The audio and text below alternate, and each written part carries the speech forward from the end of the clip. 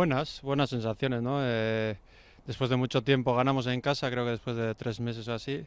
Y estamos con ganas de que llegue el partido el domingo, nos jugamos mucho, ellos también, que ellos también además juegan en casa y ellos también necesitan los 3 puntos. Pero bueno, las sensaciones son buenas, la gente está preparada, estamos entrenando bien y esperando a que llegue el domingo ya. Si hacemos nuestro trabajo, si hacemos bien nuestro trabajo, podemos entrar, pero bueno, sabemos que está difícil, pero depende de nosotros, ¿no? Al final los 4 partidos que quedan, yo supongo que ganando 3 y algún empatito, ganando 3 solo no podremos entrar. Entonces, bueno, hay muchos duelos directos ahí adelante. Entonces, si hacemos nuestro trabajo, entraremos. Bueno, las sensaciones son buenas, ¿no? Porque necesitamos la victoria esta para seguir ahí en la pelea y yo creo que el equipo está con confianza para sacar los 3 puntos en Lleida.